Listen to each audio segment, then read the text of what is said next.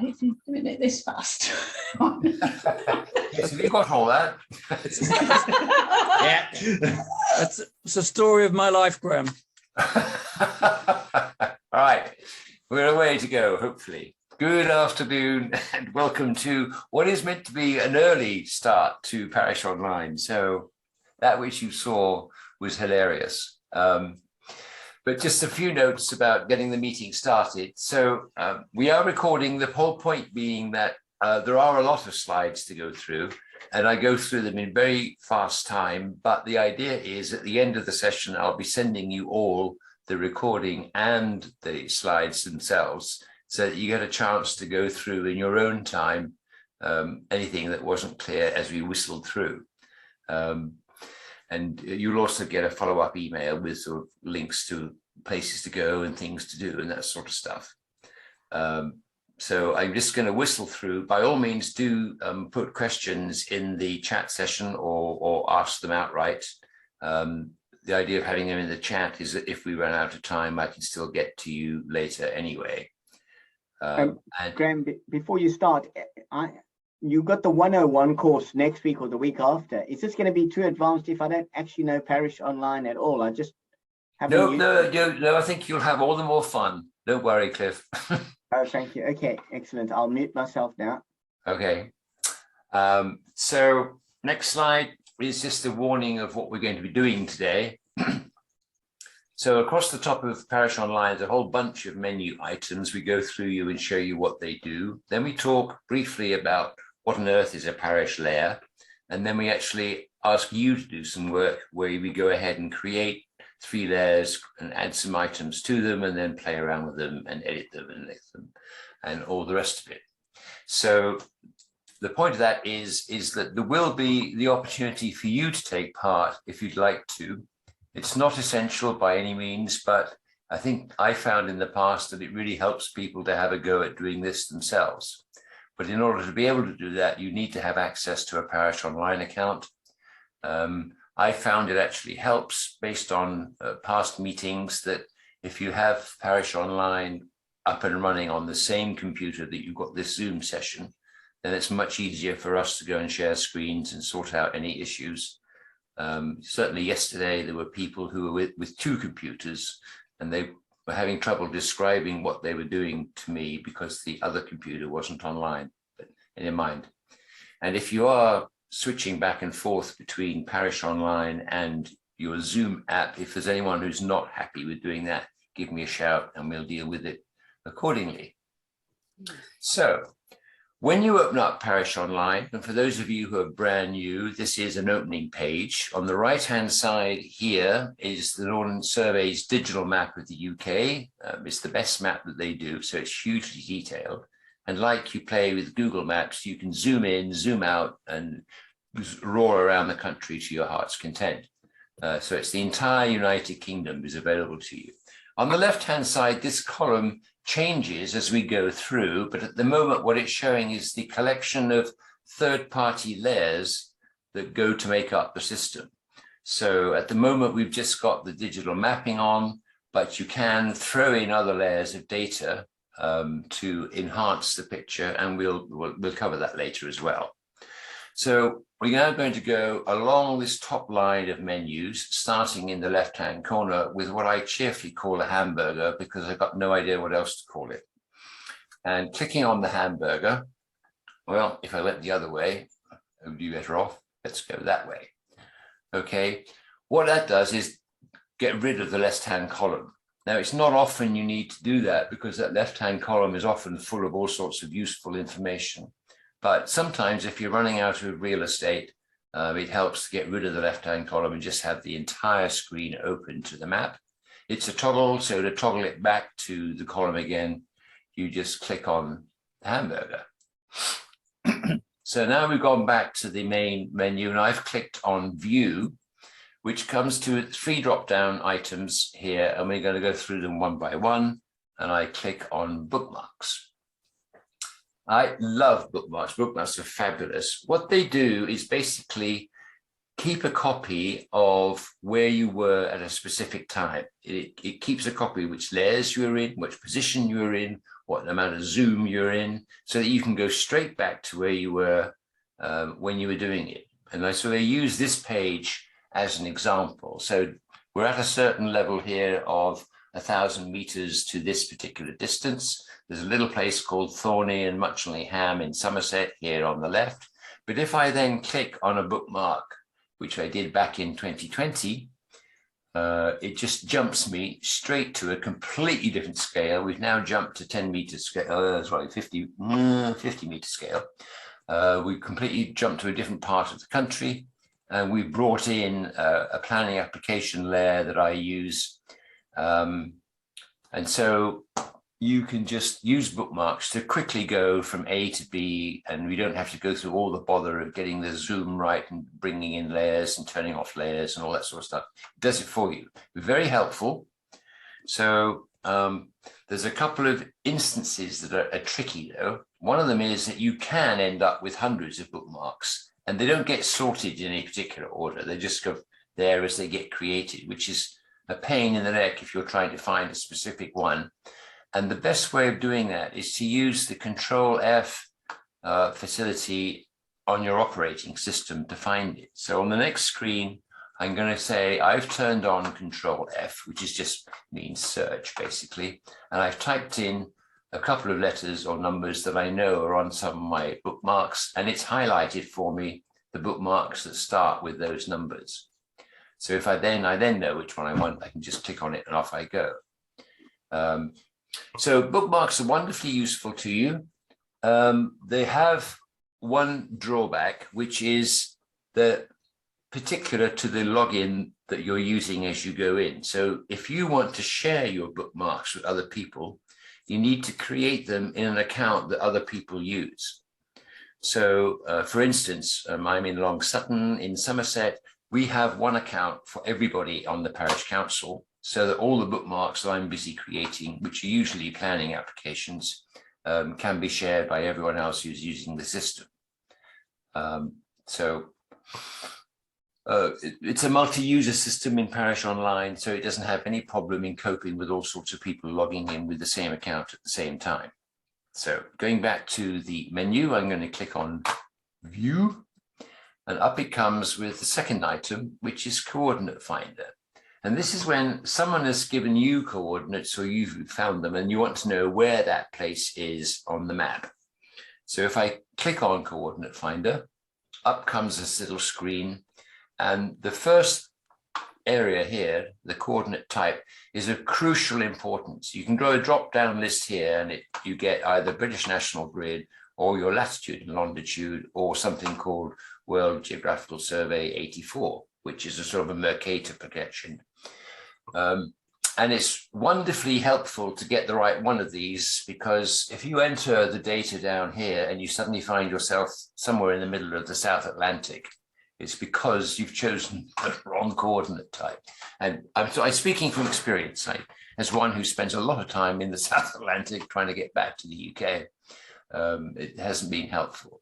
But note that the entries that you put in here are in decimal format. So if you're used to your lat long being in hours, minutes, and seconds, you need to convert them. I've given you a place where you can convert them here from hours, minutes, and seconds into decimal.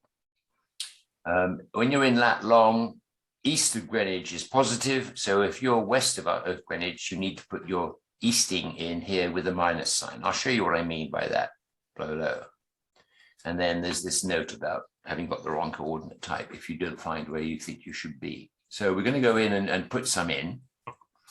And I said, here is the British National Grid. Here is my easting.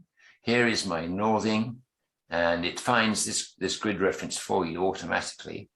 And it pinpoints where you are with a dot. So as it happens, this is our local church. And you'll notice that although we're west of Greenwich, there's no minus sign on our easting. On the other hand, if I use latitude and longitude, then I need a minus to get myself west of Greenwich. So this is, this is the number that you're more used to. We're 2 degrees and about 45 minutes west of London, and we're 51 north. So that that's the coordinate finder. Now there's a reverse to that. If you click on any building or any location inside Parish Online with a right click, it comes up with this little mini menu. And if you select copy, it comes up with another mini menu. The top coordinate is your Eastings and Northings in sort of British BGS format, sorry, British National Grid format, BNG format. And the second one is your lat long.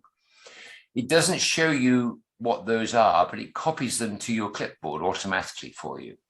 So I just sort of paste them up here just so I can see that it's done it, because that's the nearest convenient blank spot. But they are on your clipboard and you can then just put them in wherever you want. So if you need to know what is the coordinate of your house, for instance, you can just right click on it and away you go. So that's the coordinate finder. Last one is the legend, which is what does a particular color mean? So we need to turn on something which has color. And I'm going to go do that with a layer, which is where I explain what layers are to you. So on the list of layers here, each of these bars represents a collection of underlying layers. And there's a collection called addresses. So if I just click once on that or on the mini arrow here, we come down to address plus points and postcode areas. Useful things to know about, by the way. If you want to know what postcode your house is in, just click on the postcode area and you can find it. Or you can find your house by clicking on the address plus points, which is what I'm going to do. So address plus points turns on a dot for every single building in the country, which is very convenient. You can click on any one of these dots and your left-hand column will change to the address you've clicked on. In my case, right now, we're just looking to show you what the legend is. So I'm going to go down now up to view and legend, and this is view and legend. And then up we come with the legend here in the left-hand column. So you can see what the different colors are for all of these dots. Incidentally, for any of you who are involved with COVID-19 and helping people out who need medicines delivered or they can't get out of their house, this is a fabulous system. You can color code the dots so that the people who need help are, say, in yellow.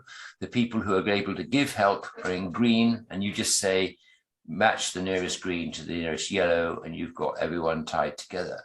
Brilliant system, very, very helpful. Next slide. We've just looked at the first two options for the hamburger toggling the left column on and off, and the view 3 options. Now we're going to have a look at print. So I'm going up to the print table up here, but before I do that, you need to sort the map out as to what it is you want to print.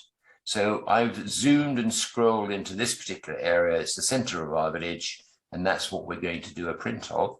And I click up here on print. And what it does is it surrounds what is going to be actually printed out in a dark square. So it's crystal clear what you want. And you can, if you wish, if this is not precisely what you wanted, you can zoom in and you can scroll around here till you get what it is you like. And then when you're ready, you can go ahead and print. Before you do that, we're going to fill in these blocks here, but we'll do that on the next slide. So I've put in a title. This is our village center. I put in a description just so you can see what it looks like when we print it out. In the template here, if you click on this mini arrow, you get these choices. Basically, you've got A4 portrait and landscape, and A3 portrait and landscape, and then planning applications as if you are sending in a planning application to a local planning authority. Don't need it for here. So I'm going to leave it at A4 landscape for the moment and go on to the next slide so you can see what's lying underneath here. And what's underneath here are the choices of whether you want to use a PDF document format or a PNG graphical format. Doesn't really matter, both work equally well. The PNG file tends to take up a lot more space. And you can select which options you want to come in or not. I've selected to put in a north arrow. Because we haven't got any color scheme in here, I've elected not to put in legend. I'm very interested in the author being visible, and the toggle mask doesn't apply when we're on this sort of scale. Basically, what the toggle does is it makes your parish bright and surrounding parishes much dimmer. so you can see the differences. But since we aren't on a parish boundary here, there's no point in putting the toggle mask on. So now I'm going to go down here and click on print. And not a lot appears to be happening, but what you've got here is it says printing. And if you could see it, there's a little whirring thing going around here saying I'm sort of sorting it out. So there's usually a small delay, but literally only a couple of seconds, but just enough to make you wonder whether what you've done is actually doing anything, but it is. So on the next slide, we'll show you what pops up. So the little printing thing here changes to the title that you selected if you gave it a title. If you didn't, the system will give it some complicated system name. And what else do we want? It's occasionally people say they can't see this, it's disappeared. And that's because up here, there's so much data that the print thing has scrolled off the bottom of the page. You can just slide down and get it. So a little tip, if you find that you can't see your print, it's disappeared off the bottom of the page, but you can get it. And to see what the print is, you click on this icon to the right, which is what we're going to do now. And this is what your printout looks like. So you get a nice frame around the outside. You get a nice copyright warning so that you're meeting the Ordnance Survey's requirements for using the system. You've got your title, you've got your description, you've got the author. I told you I logged in as the parish council. And basically, this is all the rules, the rules that you want to meet. If you're happy with it, you can download it as a PDF file and then just email it out to people. Or you can print it in hard copy if you've got anyone who's still living in the 19th century, needs a piece of paper. But this sort of print is fabulous for when you're trying to sort of show to a contractor which of the bits of grass he's got to mow. You can put all of them on here and say it's these bits, and we'll show you how you outline those bits later. But really great for getting data out in the system. So, and you can save it and come back to it later or whatever you wish. So other print options, you could have chosen to do it to a particular scale. That's particularly if you're working with an architect or something, it says, can you do this in 105,000? The answer is yes. These are the other options I've talked about, and we talked briefly about toggling. No impact on the vast majority of stuff that you're doing. So just to remind you of where we are, we've now talked about printing with an electronic file output or a paper copy, depending on what you want. Next big menu option is table. So on the table, it takes you straight to this screen, which doesn't look very helpful, but it's going to ask you, what is it you want to see? So you can click on the down arrow here, which is what I'm doing, and up come all the available layers that you can use or see, and you can scroll down through all of them from A through to Z. But in this case for today, we're just going to click on allotment plots. And up pop all the data that we hold on the allotment plots that we're using here in Long Sutton. And we're just going to play around with this data for a little bit to show you how the system works. So this could be, a layer of 50 or 100 items in some cases. So you may want to drill down and sort of narrow down what it is you're looking at. And the way to do that is by clicking on column up here. And column says, so what do you want to sort on, or what do you want to drill down on? I'm going to say I want to drill down on ID. I want to have all the IDs that contain GSS, which is what I'm going to top up here. And up it comes and says there are two plots in your allotment which have a name of GSS, and these are they. So then I say, well, actually, I want more than just GSS. I want to sort on more things than just that one ID. So you can click on this little box here and it'll come up with multiple choices. And you can just type in what you want to select on. So you remember I got two plots if I selected on GSS. If I now say, actually, what I want is to select on long or the word plots itself, and then I click on save, up it pops with the three records which happen to match either the long is in the title or the plots is in the title, or in this case, some of them have got both, but we end up with three records. Now, Just a point in passing, one of the really appealing parts of table view is that you can edit the records. So if you decide that this is not an occupied plot, you want to check it for one that's available, you can just click on it and type it and change it. Ditto if the name of the owner has changed or whatever. This is a convenient place to edit records quickly.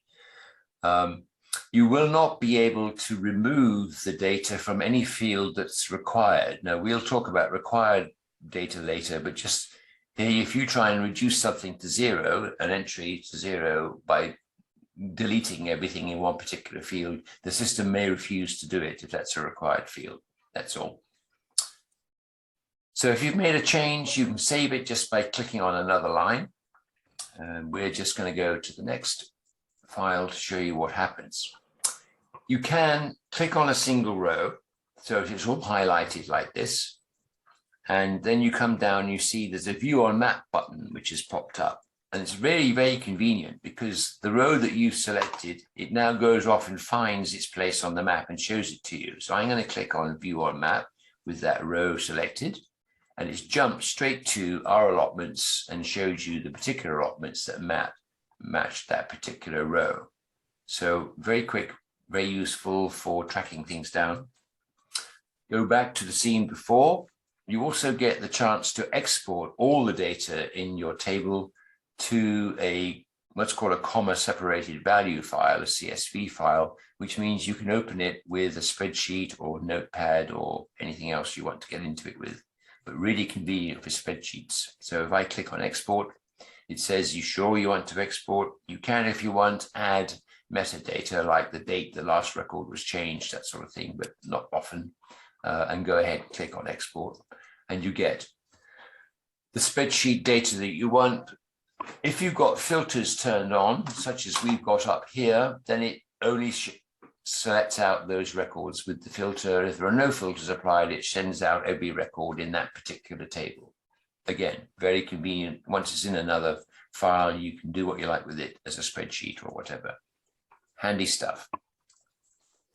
All right, so we've now done the table view. Moving on to the next item, which is tools. If I click on tools, I get 4 options. First one being measure. Now this is something that people are really, really interested in because I think they get a lot of phone calls saying, how far is it from A to B, or how big is our sports field? Now there's quite a complicated and very thorough description of measure in the knowledge base. So I've made this a link here. If you click on measure when you get this presentation, it'll take you straight to the knowledge base, which we'll talk about later anyway. So now we're going to click on measure, and the system comes up and says, here, do you want to measure length or do you want to measure area? We're going to go for length at this stage. And then down here, you've got some really useful choices of what metrics you want to use. And it goes from sort of nanometers up to kilometers. And then for some wonderful reason at the end, it says, would you like this in rods? So if you're, and rods are very good for plotting lots, allotments and so forth tend to be in rods nowadays. So that's why that's there. What we're going to do is measure the distance along this road from where the junction is here down to the parish boundary at the bottom. And I'm just doing this to show you how it does it. So you put your mouse on the top point and just left click. And then you just drag the mouse, and as you drag it, a red line follows it, and it'll be a straight line until you get to where you want to make a change in direction. Then you click it once, change direction, go on to the next one, click it again, and so forth down here. And when you've finished, you double click. And then it says, okay, so it's 1.9 kilometers from there to there, which may be exactly what you wanted. Now, this is a very rough and ready guide. I'll show you later how to get it much more accurate. If it's important to you to get it, accurate down to the last centimeter or something, I can show you how to do that. But for the moment, this is all you need to know. Very handy. Or we can do the same thing with area. Now, I've zoomed into our particular local play area, and let's imagine we're going to measure what the area of this is. Exactly the same principle. I've selected square meters as the unit I want to use. I'm going to move my mouse to the top corner here and I click once. And then I've just moved the mouse around straight down here, made one click, change direction, made another click, change direction, third click, change direction. And then I double clicked here because it automatically joined me up for here. So I finished and instantly we know it's 937 square meters. So there is an option here. These little dots give you another little choice saying, do you want to save this information? Do you want to repeat it? Or do you want to remove it?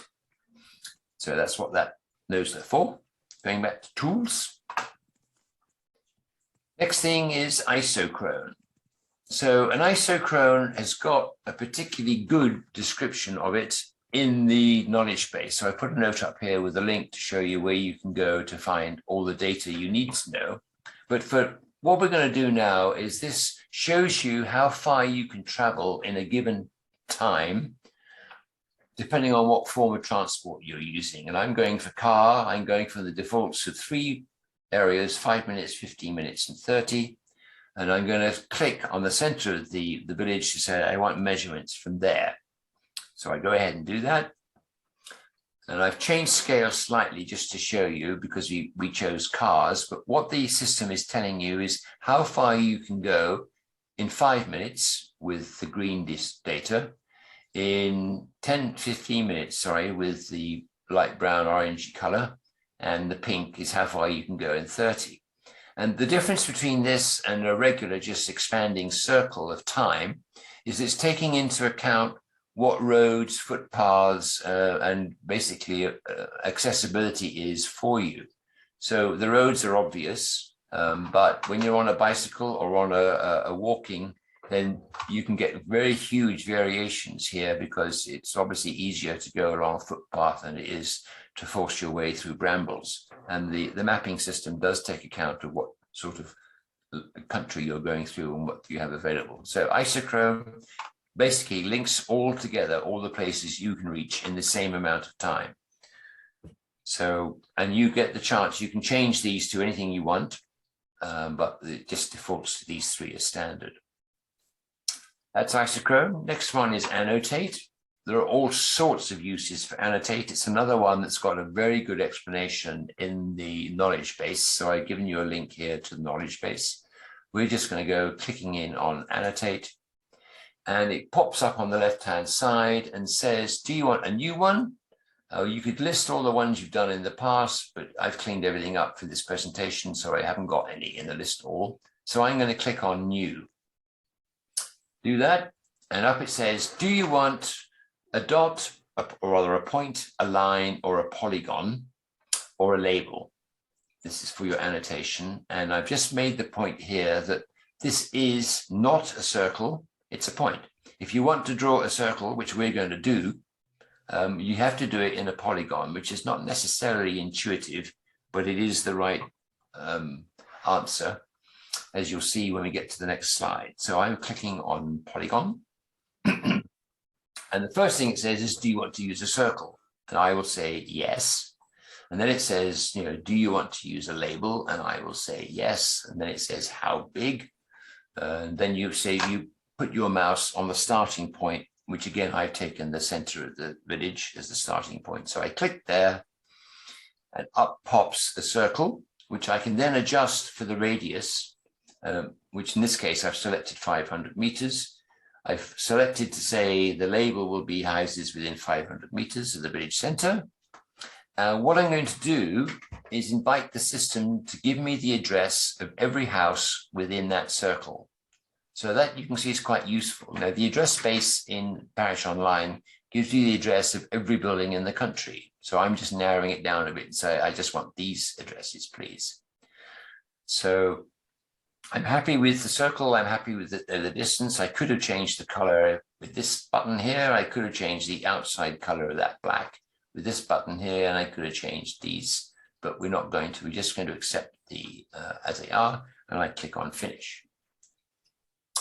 Now, what happens is that the circle has dimmed a little bit, so that you know it's been saved.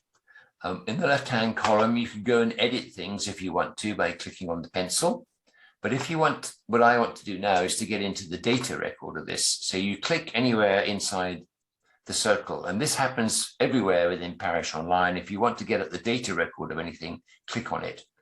So this is a principle known as location-based data, but it's very, very convenient. So to find out what's in the circle, click on the circle. And up pops the data record associated with that circle, which is this one here. And I don't really care about the circle at all. What I care about is getting out the data that's inside the circle, which is these 3 dots. So I'm clicking on the 3 dots. I get the option to do a data extract, and I'm going to click on that. And it says, where do you want to extract from? So the obvious place is to click on this arrow and say, let me choose a layer of data. So I click on that, and it gives me a whole list of layers, and I've just selected address plus points. Now we click on run down the bottom right. Up pops the addresses of every building within that 500-meter circle that I drew. Now, I'm just showing you that as a principle of what you can do with Annotate. You can also use Annotate to highlight anything you want to show in a presentation. You know, you put a big square or a big frame around the bit that you're going to talk about, whatever it happens to be. It's just a tool to help make things more clear, but it's also really useful for delineating areas and then finding out what's inside that area, which is why we went through our example. So we have the opportunity here of exporting this rather like you do in table view. So you click on export, it'll go off to a file, and you can save that and do what you like with it, with a spreadsheet or a notepad or something. So that's Annotate, really useful stuff. I'm going to go back to tools. Yeah, so just a reminder that the Annotate is quite complicated, but the details are very well explained in the knowledge base. So there's a link there for you to use. Last one in tools is the asset register export. So we're clicking on that. And this is basically how to get all the data out of your asset register. For those of you who are brand new to Parish Online, the asset register is a bit where you keep track of all of your village assets. Really useful. It's the subject of a different training session, but this is just to show you how you find it in the tools menu. So it says basically, choose the format in which you want the output to be. Now, at the moment, it's just PDF. There's nothing else there. I expect they're going to give us a spreadsheet option later, but it hasn't arrived yet. Here, it lists underneath by default, it selects every layer inside the asset register, which is quite a lot. There's something like 150 layers inside the asset register. So for today's argument, I'm taking all of them. But you can go in here with this mini arrow and select or deselect the ones you want. But by default, it selects all of them. So then we just click on Generate Report. And this is a bit like print. You think nothing's happening, but actually it's whirring away to itself. It might take quite a long time if you're a town with quite a large asset register, but it is behaving itself. And eventually Open will click on, and you can click on there. And here you have a beautiful report. See all these pages of everything to do with your assets going on down the screen.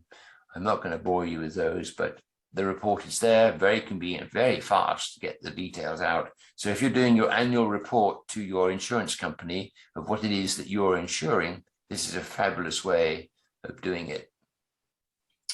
All right, so we've gone through all of these now. We've done tools. The next menu would be create. But since we're going to be doing that for the live session, I'm jumping straight into search. So I'm clicking up here. You have a little mini down arrow here. You can choose to either address-based search or postcode. And whatever you do, it'll take it. So I've selected postcode. I've plugged in a postcode, which happens to be somewhere in Norfolk. And it's popped up with a little dot that represents the center of that postcode. So it's a great way of zooming around the country in a hurry. If you want to know where your mother lives or something like that, and you know a postcode, type it in here and the system will jump to it. And then you can zoom in and out and do whatever you like as normal. Well, the next slide shows what happens if you put in an address. I selected the address space, typed in an old address of mine, and the system is a bit like predictive texting on your telephone. It comes up with a whole list of answers here that it thinks are going to be what you want. And you can just click on the nearest match and it pops it in. And again, this is where I used to live, in the middle of Marlow in Buckinghamshire. So that's the search button. Last one on the right is this little cogwheel, which leads you to basically the services. So you get a download, a mini menu, click on administration, and this apparently has got nothing to show you. It is in fact whirring away to itself in the background, and it will come up with a bunch of your layers in due course, unless of course you don't have any, which those of you who are just starting may not have. So we're going to talk about layers later, so we'll jump over it for the moment. Except you'll see that it shows that my layers have now shown up just a few seconds later. Again, because we're not going to discuss those now, we're going to click on My Organization. And here basically is where you find out about your PSGA and your APGB accesses. If you don't have those already, they're easy enough to get to. You find them in the knowledge base, and they're free to every parish council. It's just a matter of doing it. And in fact, one of us, I hope, has already done it just this afternoon. So that's my organization settings. Moving back, we go down to users. This is where you create new users and show your existing users. What I'm going to do is edit one of them to show you what pops up in the user details. So I'm taking Tony, clicking on him, and up comes the details with respect to Tony. If you need to edit Tony, you can edit on this little pencil mark, and it gives you into edit mode. Or if you need to add a new user, you click on the plus sign here. And again, that's all we need to know, except I'm going to show you what happens if we edit the user detail. I'm sorry, I think we add a new, we add a new user. So you're going to be doing this yourselves in a few minutes. That basically the red line around a field means it is required. You will not be able to click on the Create User button until you filled in every red line. And one point that you need to know about is the email address for each user has to be unique. Now, if you're like me and you have several user accounts, because I want one that operates as a reader and one that operates as an editor and so forth, the way to fool the system is, particularly if you're using Gmail, is you put a plus sign in your address to the left of the @ sign. So if I say my address is GC-Stones and then I put in plus reader@gmail.com, it'll send the email to me at gcstones@email.com. It ignores the plus reader bit. But as far as Parish Online is concerned, that's a unique identity. Very convenient. So types are important. I've clicked down here for you to get an explanation of types, because I don't think you want to remember it now, but it is worth knowing about. So you can go there and get the explanation from the knowledge base. Next slide. We're now going to jump over public maps, because that's a whole session in itself. Just to give you, to tinge your appetite, this is arguably the best part of Parish Online, I think. Basically, it's a way of getting the data you've put into the system out to the public to be used via a browser. But it's fun, it's useful, and it's worth coming to a training session if you don't want to learn it on your own. Last thing is billing, which is only available to administrators. It's not very exciting. It just tells you how much you're paying for Parish Online and when you'll next be billed for it. Okay, so second choice on the cogwheel menu is the help and support, which is what I've been talking about, this knowledge base. Brand new in terms of Parish Online. They've changed the way they do the knowledge base, and the new system is much, much better. Really good.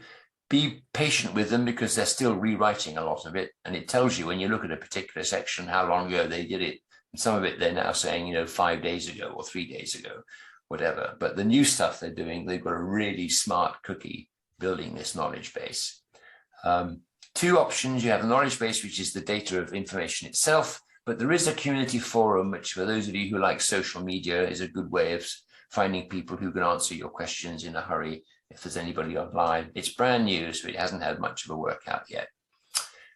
Knowledge base, you want to find out how to create a new user. For instance, you can just type in user in the search here, or you can go, what I'm going to do now is go into the knowledge base, and say, don't forget, here's a search button. You can search on users, but you can look through here and see if it has what you want. Frankly, I think searching by getting to what you want by putting in the word in search is the fastest way. Anyway, so just to catch up on where we are, we've done all the topics except create, but now this is your turn. So we're now going to say, if you want to, you can do these next bits, and it's not crucial. You don't have to if you're not in a position to do so, but if you can, this is what we're going to be doing for the rest of the session. We're going to create a new layer of each of 3 types. We're going to add a feature to the layer. We're going to do edits and the features, and we can add an attachment. And oops, I'm so sorry. And these are the prerequisites for those of you who are going to do this. So you need to have Parish Online up and running somewhere. You need to be a user with at least editor access, and you need to be able to jump from your Parish Online back into this Zoom screen in able to do this. So if there's anyone who's having issues about jumping from one to the other, now is the time, but here is the explanation of how you do it. You either use your mouse, or there is the Alt tab or the Command tab function, which is, I think, much faster and easier, but those of you who are happy using a mouse, just use the mouse. For those of you who are using tablets, these instructions are going to be a bit weird because I'm expecting everyone to be using a computer with a mouse. And let me know if you're having problems. So here we go. Oops, no, here we don't go. Sorry. Go that way. Right, so the layers that we're talking about, all those layers you've seen in that left-hand column, the vast majority of them are provided by third-party organizations. So people like DEFRA and the Environment Agency and the grade 2 listed houses people, everybody who has lots and lots of data that's useful to you will have provided them to you in that system, and you can't change them. It's their data. You can pull them in and use them as you wish, but you cannot make adjustments to them. However, there are lots and lots of things that you really would like to do for yourself, and you can do that in what's called the parish layers, which is the first of the brown layers that you get to in that left-hand column. So what you do is you create a layer first, and then we'll add features to them. So the layer basically is the structure of the layer, and then the features are the actual data, actually where the item is on the map that you're talking about. So you have 3 types of geometry. There's a point, which sort of covers these sorts of items. There's lines, which are fairly self-evident, and there are polygons, which basically is everything else that isn't a line or a point. But you can only have 1 type of geometry per layer. So if you have information that covers all 3 types, which parish councils usually do, you need to be able to show several layers at once, which is perfectly simple, and we will end up doing that today. So we're using the layers to create what we want to keep, and then we're using the feature to actually put data in there. So for today, we're going to put 3 types of data into each layer. We're going to have a name, which will be a text field. You're going to have the date, which surprisingly will be a date field, and then the status, where I'm just going to show you what allowed values are because it's useful things to know. So the first one that we're going to create is a point layer. Then we'll follow it up with line and polygon. So here we go. This is fun for you, hopefully. Must be so because I'm saying so. All right, so you need to move up to the create menu, the one that we left out, and click on it. It will pop down and you should see new layer. Now, if you don't see create, it means you don't have the rights to do it. And I'm afraid we're stuck until the next time that you're a reader, but hopefully everyone is using create and is finding this new layer. So click on that and up comes this thing. And this is where you put a title. Now, you want to keep the title short and sweet because it's going to appear in this left-hand column. And if you have a long title, it won't work. So keep it short. I suggest that for today, you just use your name and the word test. And then in this case, it's the point layer. And later you'll call it the line layer, and later on it'll be the polygon. So just type in something like that for the moment. When you're ready, click on Next. And here is where we actually select the geometry you're going to use. For this down mini button, if you click on here, you'll see point, line, and polygon. Select point. And you've got room here for a more detailed description. The real point of this is for when you come back to this in 2 years' time, or somebody else takes over and they want to know what the heck Graham's test point is, this is where you explain it. So you can put gobbledygook in here for the moment. It doesn't matter. It's just to help you for later use. When you're ready, click on Next. And this now is where we add the 3 columns that we've been talking about. So each column comes by clicking on the plus sign. So click once on the plus sign, and you'll get a field that looks like this. It's automatically named name for you. It is automatically a text field. And so you don't need to do anything to this one. You can now just go ahead and click on the plus sign again. And it comes up and says, we've started another field, which is also a name field, but you cannot have the same name. So this is where you go in, you click on here and you change it and get it to read, and just change it to read date in this case, please. And then you can go along to this middle type field, click on the down arrow and select date. And then you're happy. So we're going to do one more layer. So click on the plus sign again, top right. And we're doing the same thing. It'll call it name. You want to change it to read status. It's going to be a text file, so that's fine. But this time you're going to add an allowed value. So you want to click on this add plus icon to the right on the status row here. So I'm clicking on add plus. And you get a blank screen, and you're going to type in the add allowed value. And the first one I'd like you to type in, please, is just not yet started. And when you're ready to add the next one, add on the add icon to the top right. And I've done the next 2 for you, but you add under construction, click on add again, and then add finished. And when you're happy with that, you can click on confirm, and if you've got stuck, you can click on cancel and go back and change it or do whatever. But I'm assuming, since nobody is shouting, screaming, or waving hands at me, that you're all happy. So please click on confirm. And it shows you what you've got. And hopefully you've all got something that's rather like this. Basically, you've got name, date, and status, text, date, and text again. And you've got 3 items in the allowed values for your status row. If you've got like that, just go ahead and click on finish. And I've just put a note in here to say it's very easy to change things in Parish Online, so you don't have to worry about it making it perfect the first time. So click on finish, and it pops you back to your main screen.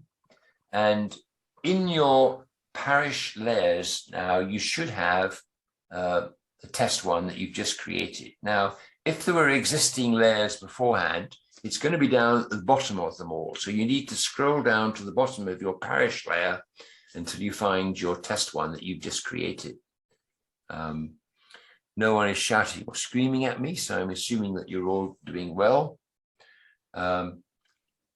Just click on it and think.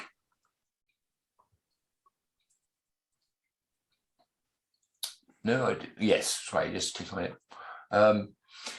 All I was going to say is this is where we change one of the fields to make it highlight in red so that it's a required item. It's a very good practice to get into, having at least one of your columns required, because it means that you won't be able to save the data with nothing in it. An awful lot of people create a point on a map and then they don't save any data for it and they can't find it later. So if you have a required field, that helps.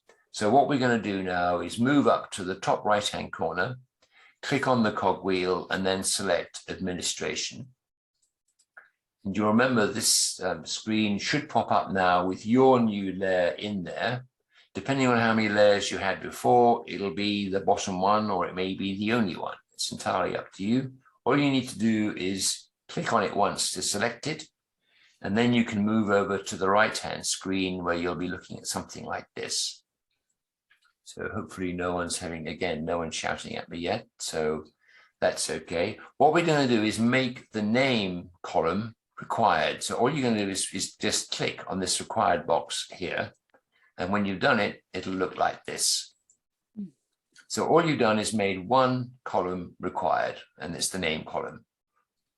If you're all happy, then you'll notice that the little save icon at the top has gone bright yellow. You click on that, and it says, are you sure you want to save this? And you are sure, so please click on save, and you're done. You should get a little pop-up green box, which is only there for about 5 seconds to say it's been saved. If you're having problems, it'll give a red box that says there's been a problem. Usually that issue is just a matter of connectivity. So you just go through the exercise of clicking on the save button again, and you should be all right. So where have we got to? We've created our first parish layer. It's presumably called something like Fred test -point. We put in the 3 columns. One of them was the status, which allowed fields. And we've made one of them a required column, and we saved it, and we clicked on the globe to come back to the maps. Not sure I said that, but if you are still on your layers page, click on the globe on the top right to come back to the maps. Now, the next steps are for you to do the same thing with a line column and a polygon column. So I'm going to show you the steps to take, but I'm going to leave you to do them without help from me, so that we see that you drum this in, and if the lesson has been helpful so far. So here are the instructions on my screen. Hopefully you'll remember most of them, but they're there here for you to come back to. And I'm going to leave you for a second or two, drink some coffee, and watch for the shouts and the screams if anyone's having trouble.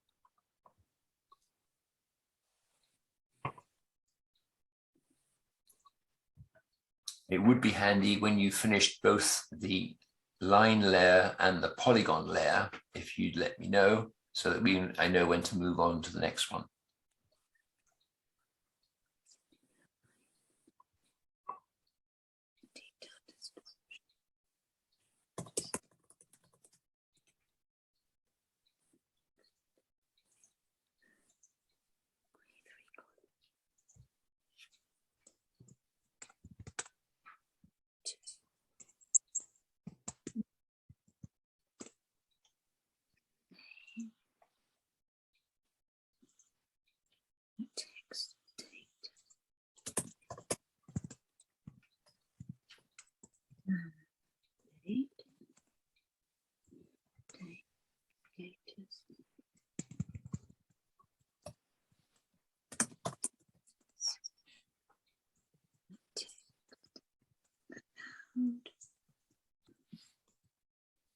Text.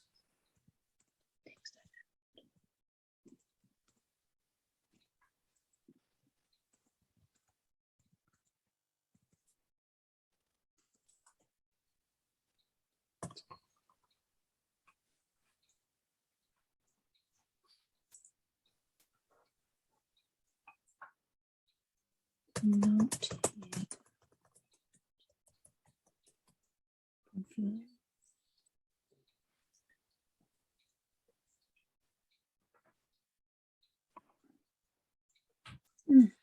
Add.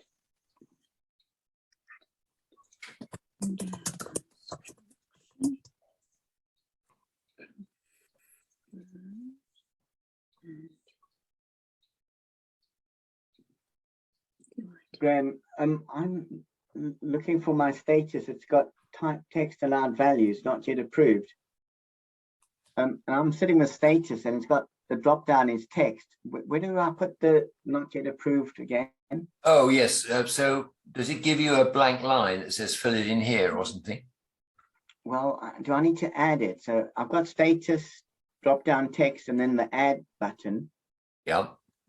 If you click on that. Oh, I see add value. Okay, sorry. So that's all right. No, that's what I'm here for. So, yep. And then you do it twice more, once for under construction and once for finished. Oh, okay. So you click on the little add button each time to add another value. So Okay. are you happy with sharing screens in Zoom? Yes, yes. Why don't you go ahead? I'll stop sharing for the moment. You can go ahead and share yours, and I'll come in and show you where you are. Okay.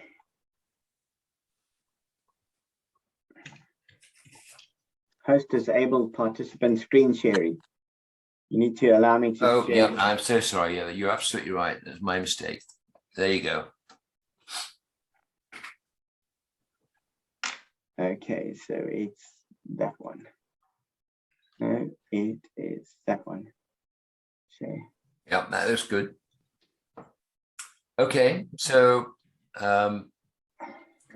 Leave out. you got a problem because you've got two fields named name, and it doesn't like that. So if I would do is click once on the second name field, so it's highlighted, then just move to the dustbin on the right hand side and delete it. There you go. But it's still there. Okay. Well, yes, isn't that weird? But isn't one the actual column title name? Well, they're all titles, but no, I see what you're saying. No, it isn't. But I'm not sure why it hasn't deleted that for you. All right, let me try. Can you, rather, you know what those two pink items are? That's weird. That's my cursor, I think. Yes. Can you click somewhere other than name? Why don't you click on the text button or something, or in between buttons? Just click in between buttons so it'll be highlighted. Yes. Now you can delete it. Oh, Wow, isn't that weird? Okay, well, that's interesting why it won't let you. Anyway, to answer your specific question, you're going to change the status text item here. And it's not going to let you back in there. Oh, click on the pencil. Does it let you back in? Yes, it does. Okay, so now you're going to type in there, not yet approved. You got that. Now add, click on add to the top right. There you go. Okay. Now you want to put in sort of under construction. Under construction, yep. But where do you type? Okay. Because just type it in there. Yeah, you just click there so you get in there. Hey, well, yeah, just. It's not letting me. Can you see? I can't. Yeah, isn't that interesting? I think it's because you've got this problem with the name. Can you click on cancel? Gee, that one I could do. Yes. Let's see how sure you can get rid of that. If you just, yes, you click there, it's not going to do it. What happens if you go back from there, please, Cliff? Okay. Yeah, now click on next. Next. No, it's not going to let you do it. All right, what we'll do is we'll kill you altogether. So, so I stop share then.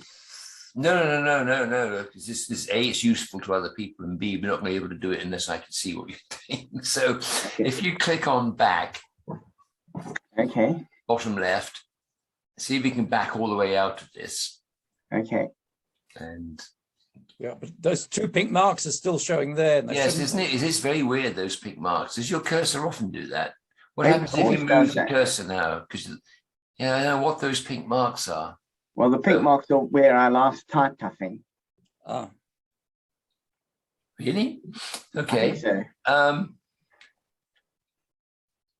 Instead of use this layer, I don't want you to use that layer. The existing layer, I forgot to mention this, that the system tries to think it to be helpful to you, and it says there's something that you might be interested in because there's a category already called gym, and I'm not sure if you clicked on that or not. And what happens if I you click on? I didn't use that. Should I Well, use this layer is highlighted though, isn't it? It shouldn't be highlighted. What if you click on the right little arrow there? What happens?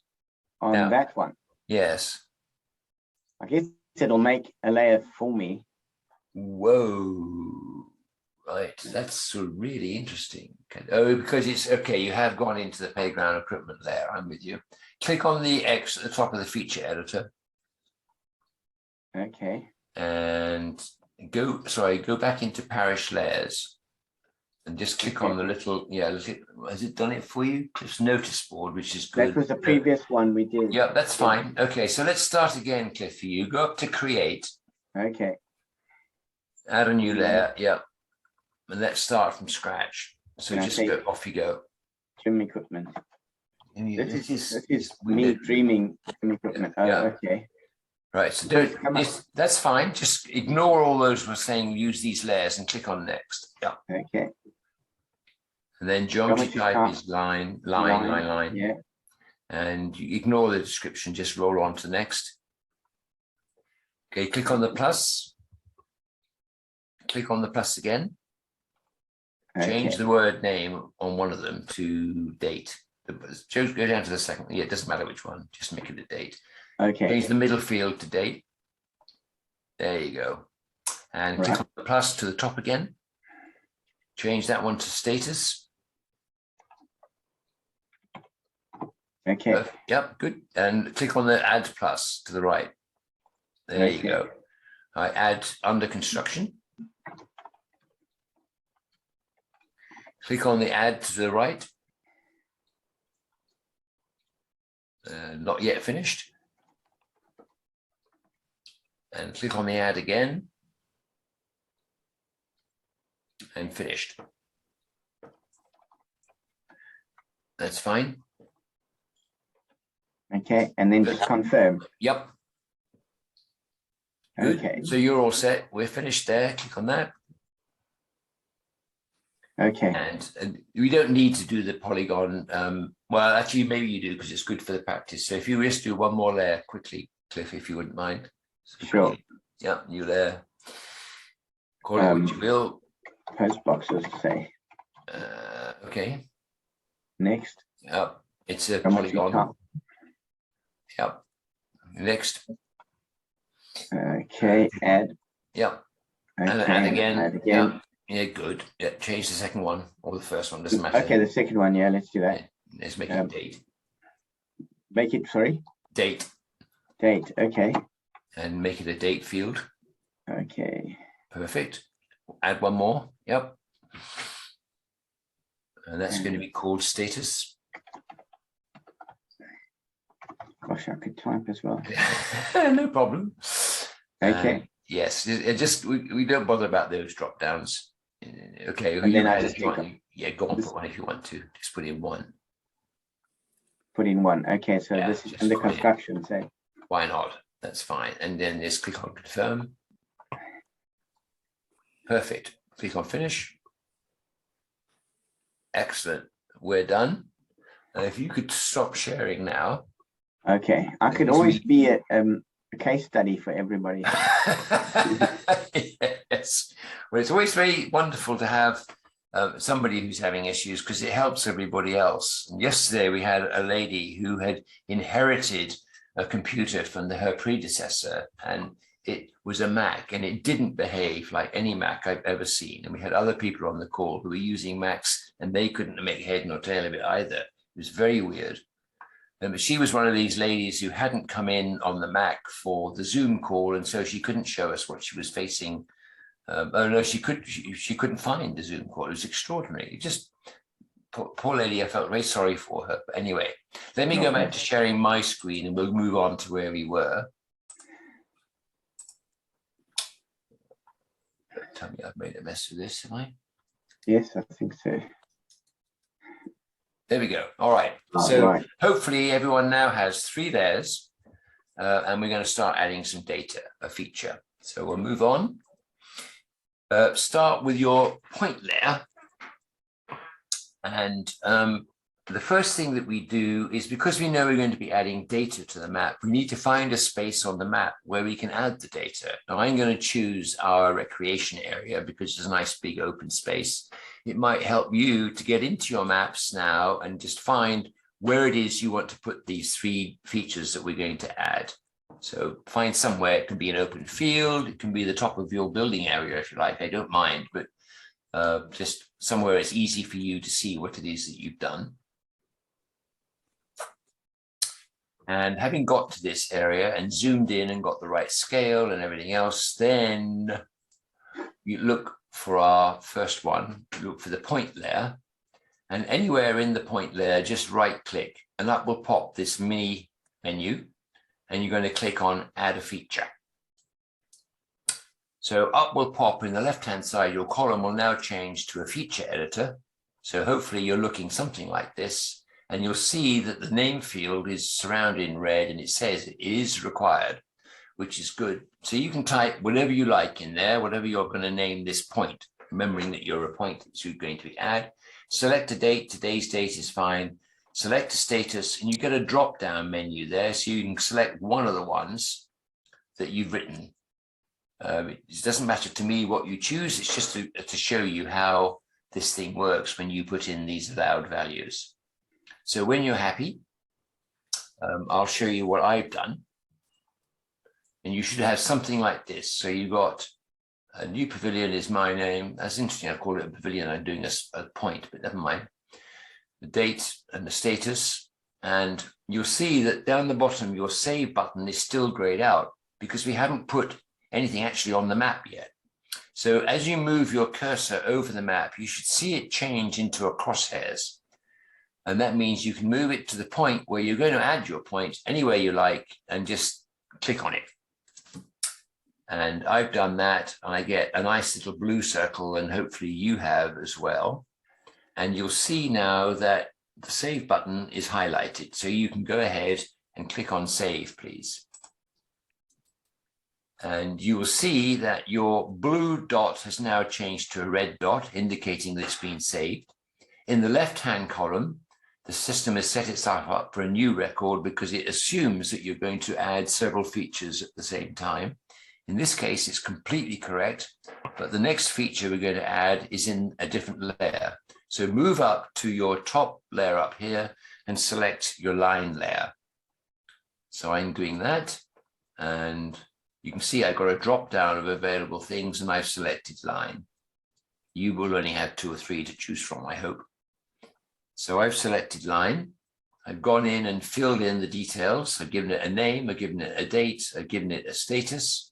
And now we're actually going to put it in on the crosshairs. So I've moved across my mouse with the crosshairs and I've clicked just on or near the point I just created. That's just for fun. It doesn't matter. You can put this anywhere you like. Click once with the mouse and you'll find that the blue line will follow you as you move the mouse along. And then if you want to change direction, and I should suggest we do this for fun, click once on the mouse and you can change direction and head off in a different direction. And I've clicked again and I'm moving down to the bottom. When you get to the end of your imaginary line or footpath, double click. And the system then knows that you want to save and your save button will be highlighted. So click on save to save it. And you'll see the same thing happens. The blue line now changes to red to show that you've saved it. And on the left-hand side, you should be ready to add a new record. And you want to go out here and select the polygon layer. So I'm moving on, assuming you've all done that. You now have a polygon layer. You fill in the details, give it a name, give it a date, give it a status, and then come over to your point to do your drawing. You can draw whatever you like. You've seen that I've created a fairly complicated building shape, just again to show you how it's done. I clicked on the top left corner to start. I moved the mouse down to the next corner, clicked again, did a right angle, clicked again, did a right angle, clicked again, and all there until I got to the end, and then I double clicked. And when you double clicked, you should find that your save button is now highlighted and you should save, which is what I'm going to do. And again, your polygon will now be sort of colored red to show it's been saved. And we've now got all 3 of our features added, 1 to each layer. We've done enough for now. So go up to the feature editor column and click on the X, which is what I'm doing. And it takes you back to the main map. You'll see now that all 3 of your layers have got a tick mark in to show that it's running. And you'll see on the map that all 3 of your features are showing. So if you click on any 1 or 2 of the layers here, then those items will disappear. So you've turned the layer on, you've turned the layer off. And I'm just showing you now how we do this. So please, by all means, do try turning a layer on or off. And so you can just get the variations and you can see how we show several layers on top of one another at the same time, which is a major feature of Parish Online. So hopefully you're all happy with that. Just give you an update of what we've done. We've added a layer to each of the geometries and we've added a feature to each of the layer. Now we're going to show you how to edit and remove those features. So you're back on this screen. Again, for argument's sake, I've shown all 3 layers showing, and I'm going to remove the building. So to do that, you click on it to change the left-hand column to the data record for the building. So just click once and up pops the record for the building. The building itself, you'll notice, has now become outlined in blue. It means that that's the record that you've selected. Now you can choose to edit the building, the data within here, just by clicking on the pencil. And at the same time, and I'll come back to this because it's worth it to show you, you can edit the outline of the building, but I'm going to come back to that in a second. Just for now, it shows you where you can edit the data if you wanted to, or you can get rid of this particular feature. And because we're going to get rid of it for the sake of argument today, click on the dustbin and you'll find that it disappears. So I'm clicking on my dustbin and it asks you, are you sure you want to cancel this? And you say, yes, please, or delete it, I mean. So you click on the OK and the building disappears. So you've deleted a feature, but the layer is still there. So for the sake of argument, we're going to say we don't want the layer either. So you go up to cogwheel and administration, select the administration and click on it. And up will come your layers in the center. Highlight the polygon one, and then again, click on the dustbin. This is all very sort of intuitive, isn't it? So if you click on the dustbin, it'll ask you if you really want to delete it. I think this is where it asks you to type the word delete in capital letters, just to be sure, but go ahead and delete it, it's no problem. And then you can go back to the main maps by clicking on the global icon in the top right-hand corner. And that takes you back to where you started from. So it takes me to the last slide saying we've done most of what we said we would do. I've given you a note of where you can go and find the community forum. And I did promise that I would show you one other thing, which is really helpful. So I'm going to change my map here, go into Parish Online, which isn't running. So let's run it. Oops. Well, we said that I don't want to have anything to do with you. Go away. Go away. Wow. I don't know why that came up. I don't want to go to Messenger. Thank you. Parish Online.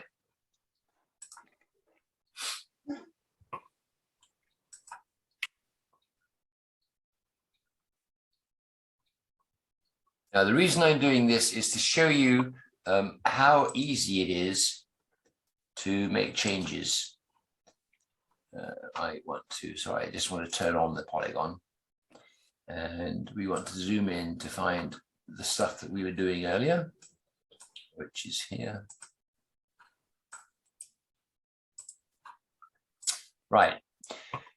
When you're doing outlining anything in Parish Online, when you're adding a new feature, my recommendation is do it quick and dirty to start. So we spend quite a lot of our time as in the parish councils and so forth in outlining new areas and so forth. So let's just say, for argument's sake, I don't want to be in polygon, I want to be in, lines. For argument's sake, we're going to add the boundary of this field.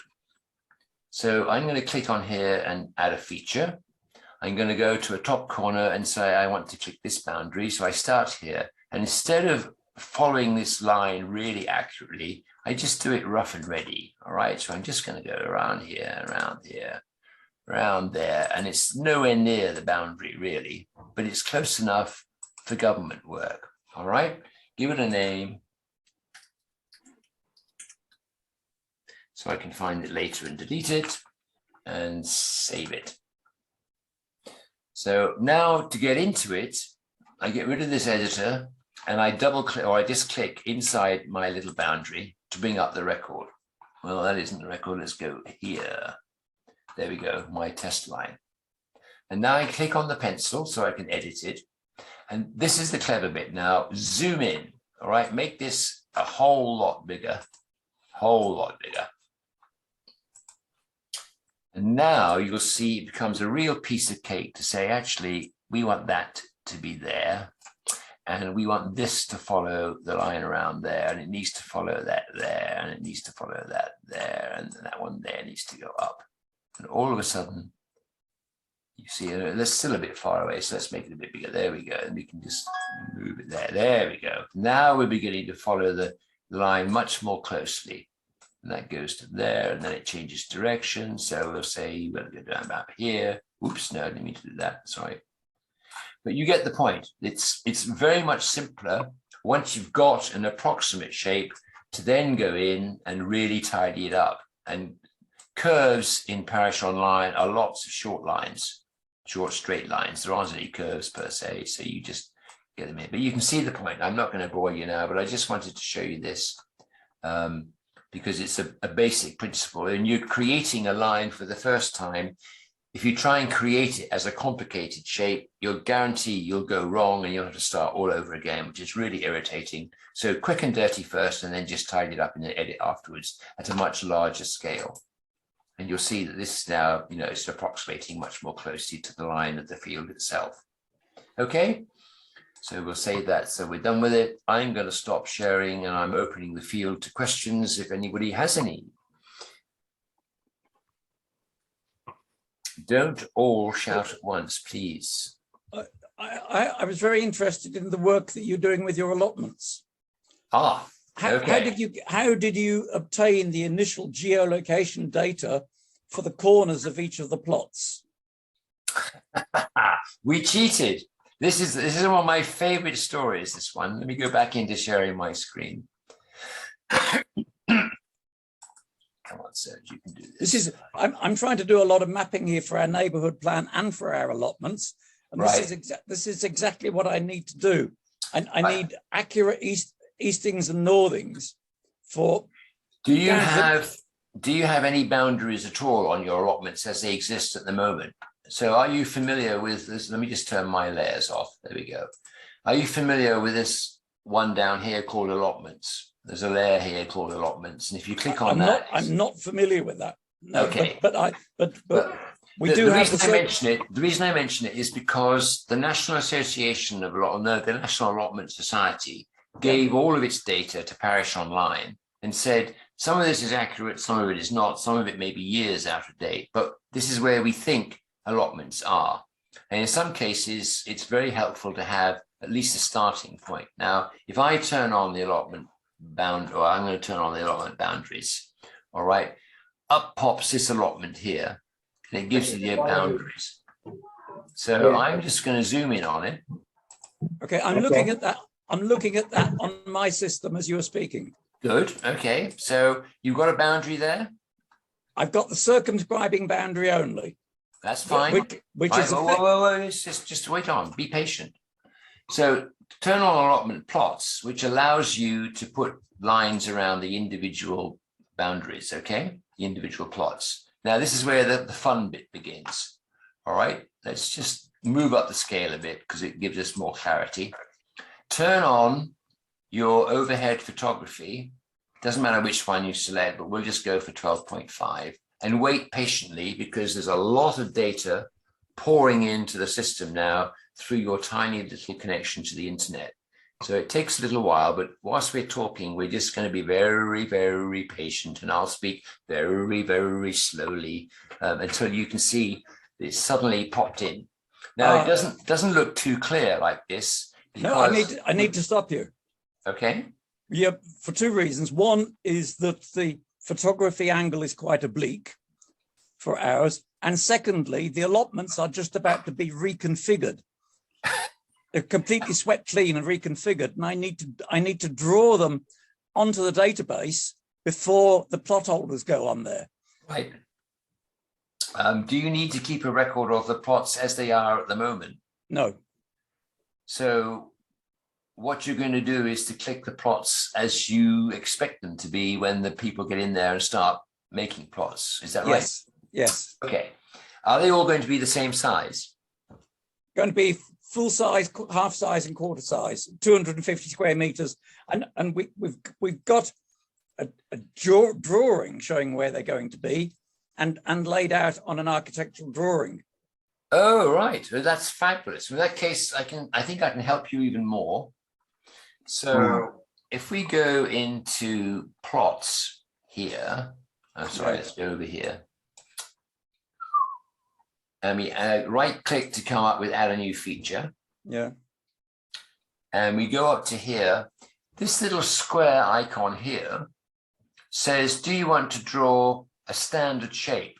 And if you right click on it, it says, so what is the standard preset? And you can say, well, it's not as big as a football pitch, but it's not as big as a baseball court or a tennis court, but it is roughly 6 foot by 6 foot or 3 meters by 6 meters, whatever it is. And you can change the metrics, right? So you can just say, I want a square.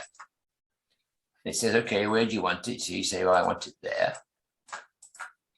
And you can draw it out for yourself like that, okay? And then you just duplicate that. If that's the right size, or I didn't choose this a straightforward metric, but you can, what I'm saying is it'll do the plots for you. You can just click along here. And if you know that there are 10 between this corner and that corner, you can just set it up so they all come in nicely. Does that help? Directionally, yes. Not sure it does in practice, but I'd need to check, need to try. Okay. So if I just, for everyone else's benefit, the point that I was trying to make was that, yeah, we can continue. You've turned on the photography.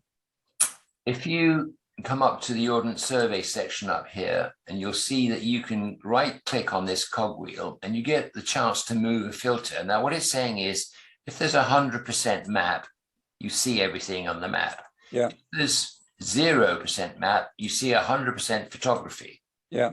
And people who've already got allotments who just want to draw existing squares like I've done around these just for exercise with other people, it's a piece of cake and it's very accurate because you're taking it from the photograph.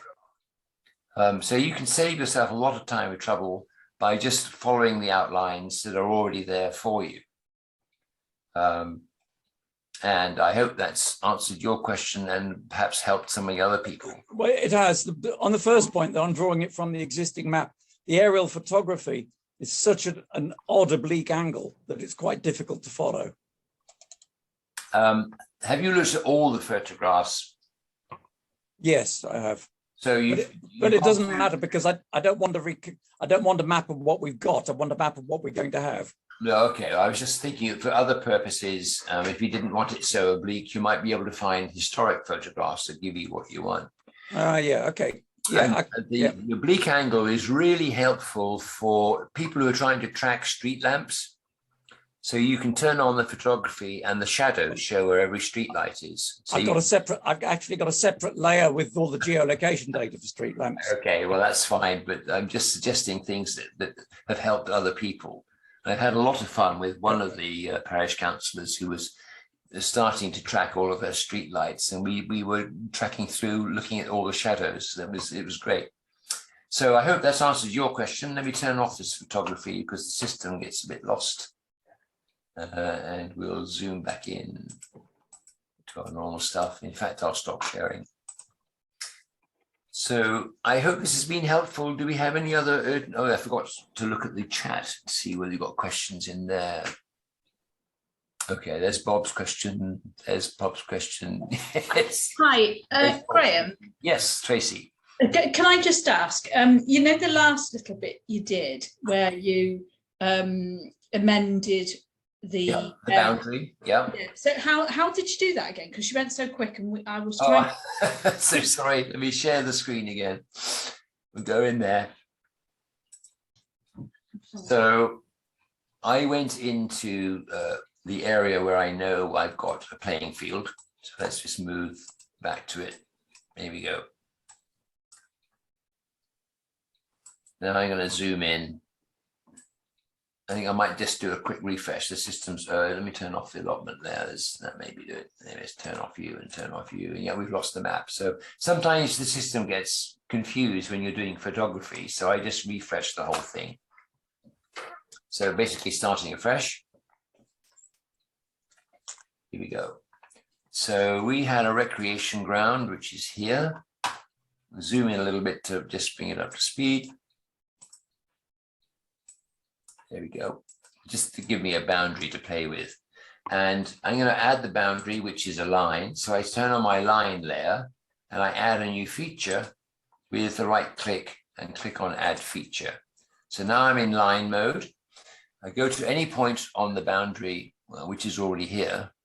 And we just click and start and we just drag a line. And I said quick and dirty to start with. All right. So we just do quick and dirty.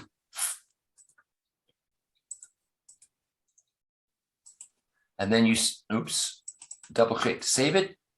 And you put a name in because it won't let me do without a name. And then we can just save it. And then this is the bit that you were probably confused by. Turn off the future editor because you want to get out of edit mode generally, and you want to get into edit mode specifically on this particular field. So to do that, you click on the boundary itself that you just created, and it comes up and says, which one do you want? And I want that one. And I want the second one, the one I've just done in blue. So it pops up, and now I can click on the pencil because I want to edit it. All right, so I click on the pencil. Now you can see I should be able to go in here. And as I get my mouse moving over the blue line, you see the little dot that appears? And you can pull the dot to wherever you like. So I'm going to say I want that to be up there. And I want this one to come down to here. And now we're doing, this line here is going a bit weird. So we're just, right, yeah. and the point I made also is that the more you zoom in, the more easy it is to follow whatever line you're following. I mean, you can see how I got all confused here because there are two of them, but you can move them around until you get very close to where you want to be. And if you find you're still not very close, zoom a bit further. This system is amazing. You can zoom in down to the last few centimeters if you want to. So you can see, it's now a piece of cake to draw these lines to match where they should be. Okay? Yeah, fantastic. We'll give it a go. Thank Good. you. Pleasure. Do it. Now, I have a very important question for everybody. How many of you would like me to be divorced? Because if I don't stop and go and sort out issues with my wife in the next 30 seconds, I'm going to be divorced. So, are there any questions that need answering in 35 seconds or less? That's a real killjoy, isn't it?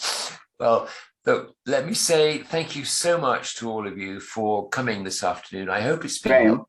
Yep. are you going to invoice us for this all together? Because I've booked for 3 of these for the next 3 weeks. I usually invoice after each one, but if it helps you to wait until after the last one, I'm certainly happy to do that, Cliff. I don't mind. You can invoice me as long as you do each 3, and then I'll pay you. I'll get the clerk, the chair, to approve one payment for all 3. Okay, that's fine. There's no problem. Have you got my details or our yes. details? Yep. Okay, fine. Thank you. Carry on. You can get divorced now. I'm trying quite hard to avoid it, but yes. Anyway, thank you all very much for your time. If you have any ideas of what you would like to see in the future for training sessions, please do just drop me a line. I will be following up with a copy of the video, a copy of the presentation, and a list of things that should be helpful for you as well. And that will all come out in the next 24 hours. And I look forward to seeing you again. Thank you so much for your time. Thank you. And I'm going to end the meeting now. Take care all. Bye-bye. Thank you.